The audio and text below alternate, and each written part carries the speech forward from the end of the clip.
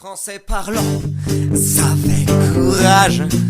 Sur le sol qu'on rassemble nos rois, nous recevons en héritage le champ moins riche et moins grand qu'autrefois. C'est pourtant bien la même graine.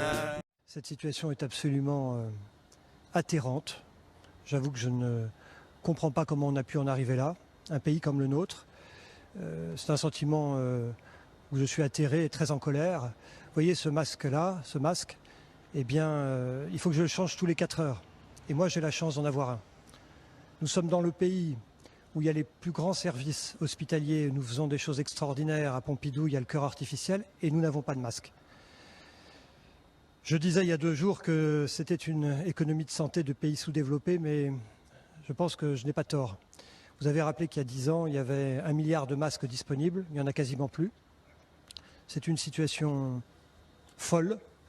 Des médecins, des infirmières à l'hôpital, en ville, dans les EHPAD, n'ont pas de masque.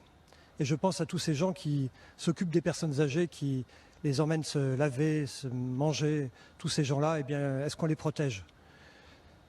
Cette affaire, il faudra qu'on se l'explique un jour. Comment on a pu en arriver là ? Comment ceux qui nous gouvernent, au fur et à mesure des années qui sont passées, ont laissé faire ? Il faudra qu'on en parle. Il est fondamental que les personnes qui ne sont pas malades, qui ne correspondent pas aux critères retenus et qui ne se sont pas vues indiquer le port d'un masque, n'aillent pas chercher des masques d'une manière ou d'une autre parce qu'ils sont importants pour celles et ceux qui en ont besoin. La Direction générale de la santé définit avec les sociétés savantes les règles d'utilisation précises des masques chirurgicaux. Nous aurons, Madame Pires-Beaune, collectivement, à répondre à la question qui consiste à savoir est-ce que la France dispose depuis 10 ans des capacités de faire face en pratique à des besoins accrus, très denses, dans un cadre épidémique de besoins de protection. Jusqu'en 2011 et ensuite jusqu'en 2013, Madame Pires-Beaune, 2013, pas 2020, 2013, c'était une autre mandature, il y a eu jusqu'à 1 milliard de masques de stock d'État.